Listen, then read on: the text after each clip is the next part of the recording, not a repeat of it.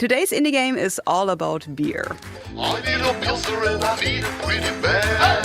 I need a pilsner in the world going bad. I need a pilsner, oh it all just makes me sad. I need a pilsner, Jude, where's my beer? Jude, where's my beer? Jude, where's my beer? Jude, where's my beer?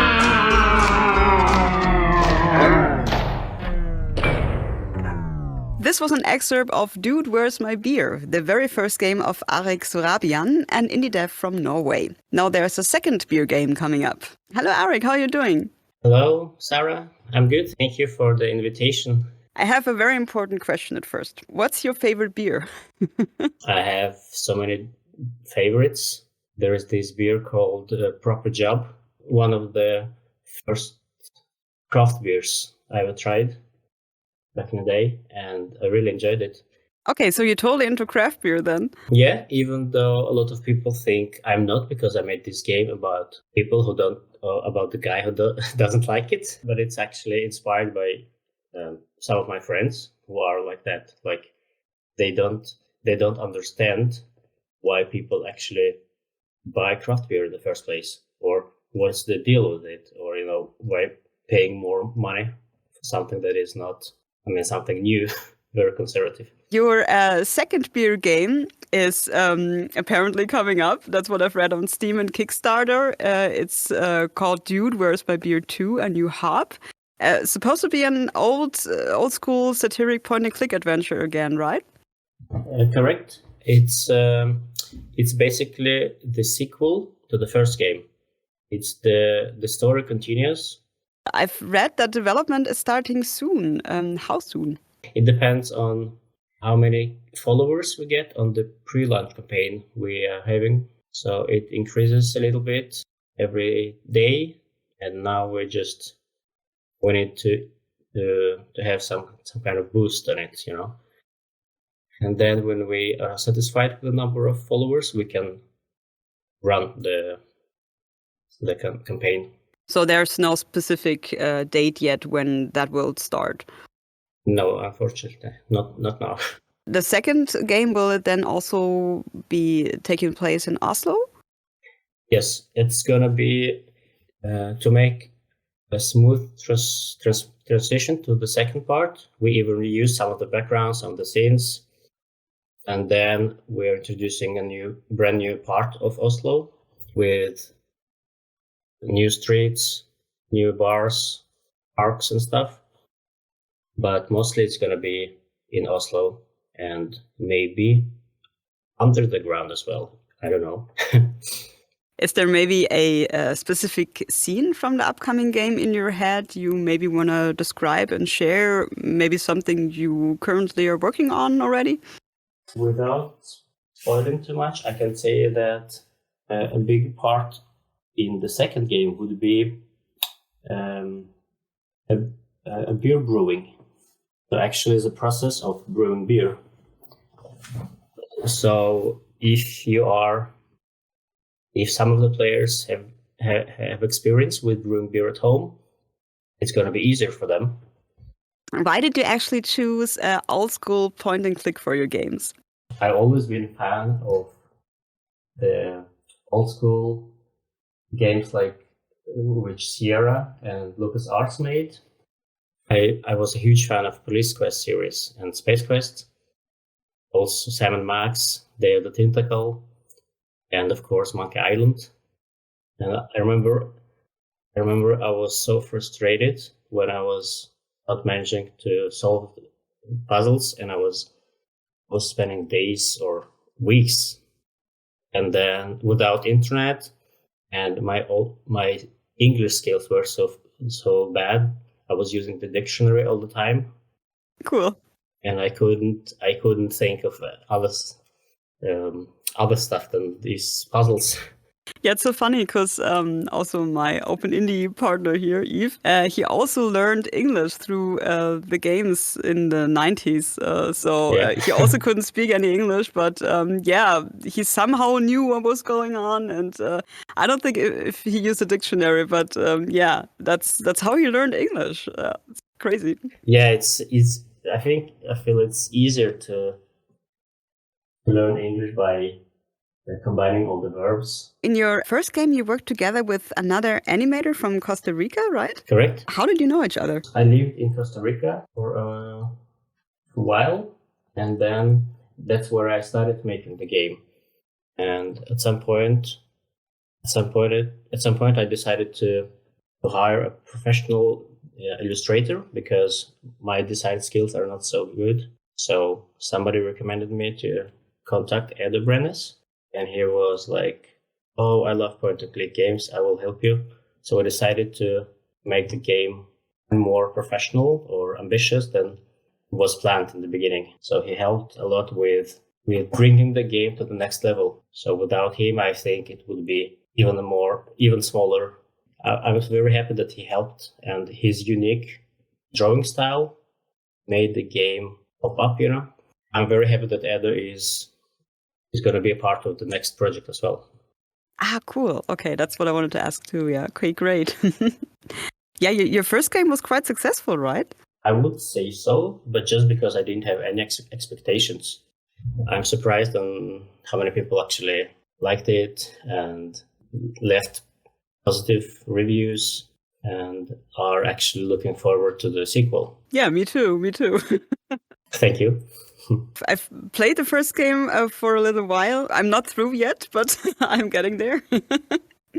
And at some parts, there's this 90s soundtrack. A good friend of mine, David Børke from Oslo, he helped me with the music. I challenged him because he never made any video game music. He plays in a rock band with some friends, and he accepted the challenge. I'm so happy with this soundtrack because he managed to compose all these different genres of music.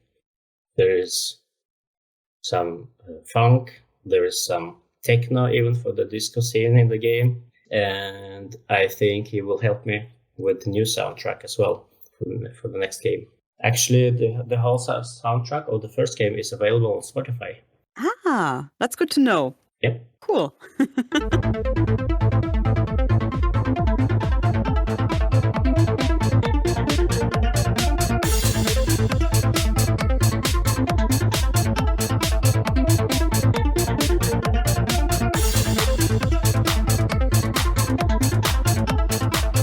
And the second game, will it also have 90s vibes again? Yes, most definitely, because it's the continue of the first game, so we might even use some of the same melodies or at least some of the same parts. How do you actually approach this next project given from your dev experience so far? We learned so much from the first game, even though we didn't have so much troubles making it. We didn't have any problems, but I think we could save a lot of money if we could just plan everything better in the beginning. So I will make sure that before we start working on Dude 2, we have a better progress plan and save a lot of time. Based on the feedback we got from the players, both on social media and as reviews on Steam, we know what people liked, what we can have more of, what we shouldn't do, and even the negative reviews help a lot. Of course, the constructive ones. A lot of people were actually surprised finding this kind of old school games in 2020, and they were like, "Oh, this is what I needed in my life." And also some of the people were, "I haven't seen any beer themed games before," and stuff like that.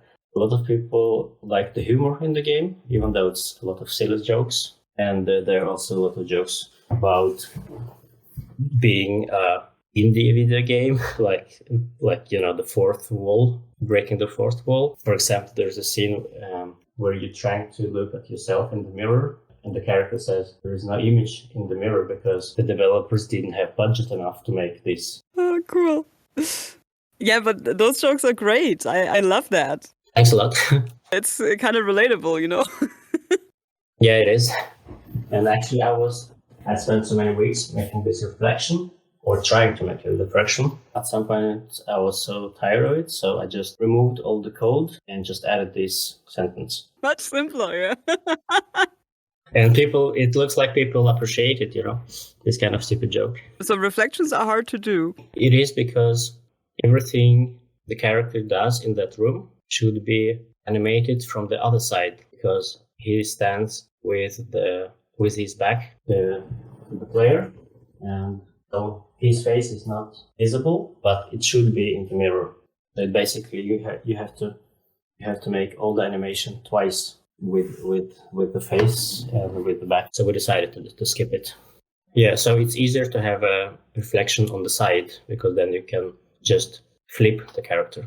But if he has to, if he's doing stuff, then it's harder. Yeah, because you can't see his hands. For example, when he washes his hands, but in the mirror, you should see them. So that's why you have to make everything twice. If the mirror would be on the side, you could just flip the character and it's going to be the same animation. When did you actually start developing games? I started developing Dude, Where's My Beer in 2019 when I was living in Costa Rica. And that's actually the first time I ever tried developing a game. Basically, I had too much free time because I was working part-time for a company in Norway. I wanted to use all the spare time on something creative. I was like, should I make a comic book or should I make a video game? And then I decided to make a video game. And then I was thinking, should it be action? Should it be this and that? And then I decided to go with point and click. So I was basically searching how to make point and click games, And then I met Edo Brenes, the illustrator, and then it was more than just a hobby, So you taught yourself how to develop games? Yes, I used to work with animation, and also I could program a little bit because I was using ActionScript in Flash in the web design back in the day, but I never made any games, so this was fun experience. How did you teach yourself, programming? Well, I was lucky because the engine I used, Visionary Studio, doesn't actually require you to be a programmer. You can make a game there by just adding actions, just drag and drop commands. Like if you click here, the character says this and that. But knowing programming helps a lot. You can do other stuff. You can make more advanced stuff. If I would recommend using that software, if you want to make a point-and-click game and you don't exactly know how to code. Cool, that's good to know. At the moment, you're a freelancer? Yes. Do you ever think about founding a game studio? I'm not sure what the difference would be, because I'm not used to making games with a lot of other stuff, a lot of other people. So I was thinking that I'm making, when I'm done making Dude, Where's My Beer 2, and the game, I'm making a small game now. It's also a beer themed game, but it's more like running in a bar and serving beer. So I'm thinking when I'm done with those two, I will think about maybe quit developing or maybe go to the next step and actually start something bigger. So it depends on the success of the games? Yeah, I think so. And this other beer game, that sounds interesting too. Is it more like a simulator? Yeah, you could say it. It's like there's a bar where there's a lot of beer, draft beer, and you have to see what all the clients want to drink. So you have to run around and serve the correct beer to the right people. And if you are too slow, they get disappointed and they leave and they give you a bad review. I just yesterday I posted a screenshot from the game on my Twitter, so you can check it there. It's called basically another bar game. So now I can say, yeah, I made another bar game. That's a good one. Oh, I have to check that out. Yeah, definitely. Where do you actually get support from currently? Like you said, you're on Kickstarter, but is there something else? No, there is nothing else. Okay, so no publisher or something like that.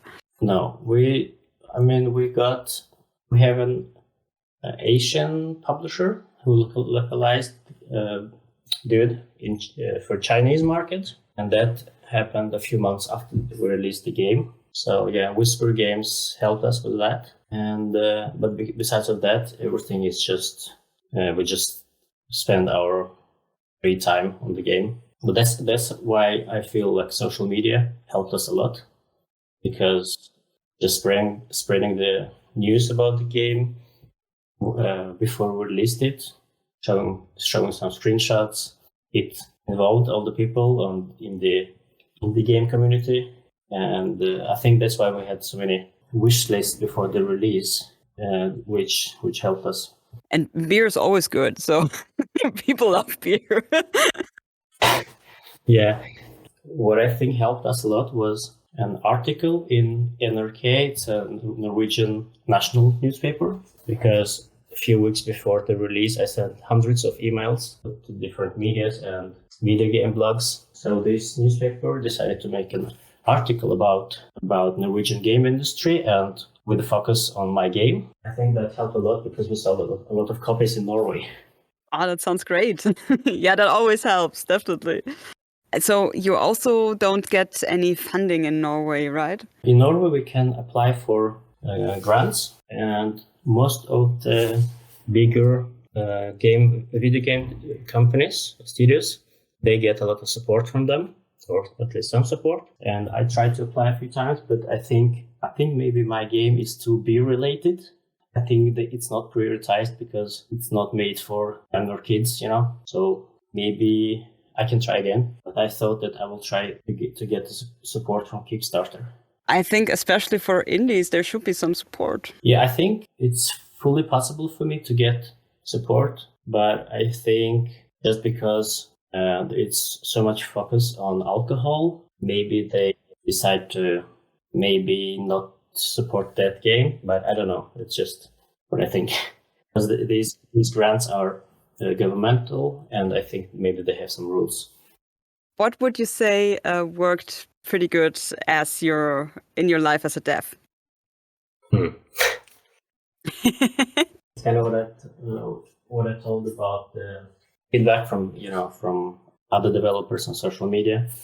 It's kind of that motivated me a lot. I felt like I have some support, and if it goes wrong, I always can ask them.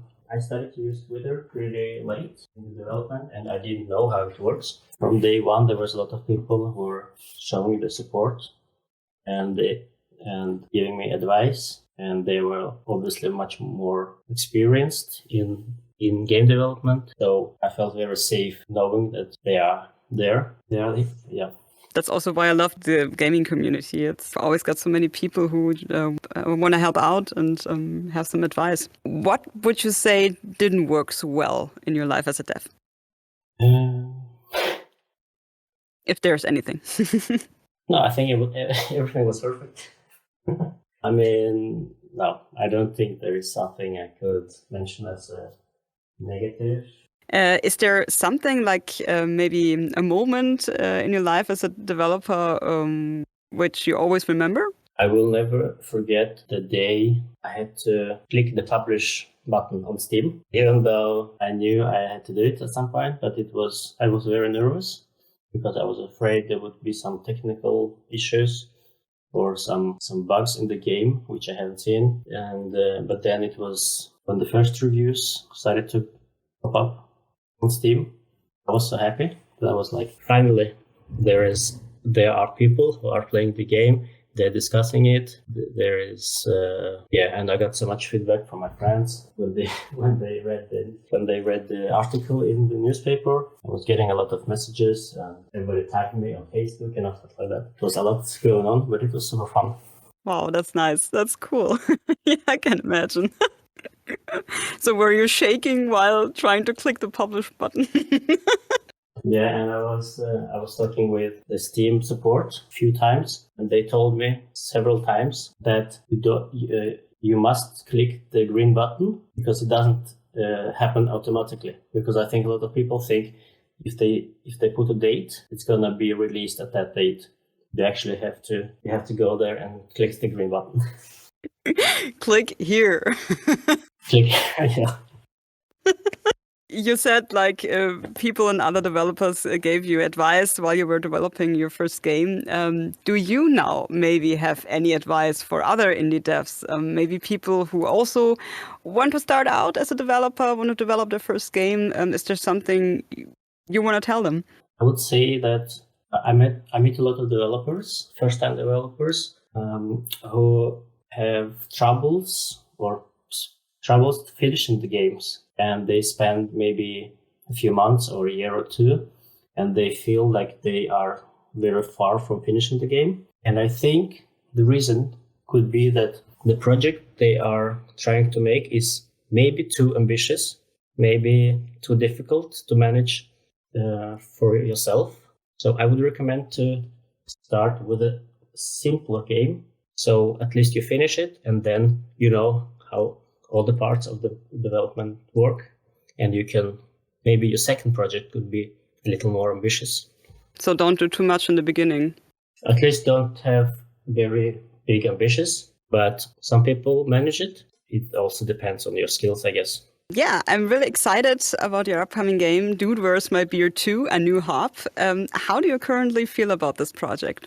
To be honest, I was focusing so much on the Kickstarter campaign that I actually forgot the whole game itself. So I have a lot of documents, sketches, puzzles ready, but I just need time to put everything together. That's why we need support. So Edo can start working on the illustrations and animations. I'm really looking forward to start working on it. I think it's going to be much better game and much more fun for us also to work on it. Cool. Yeah, I can't wait. Thank you. So us Open Indies definitely support you. Thank you, Sarah, and good luck to you. Thanks.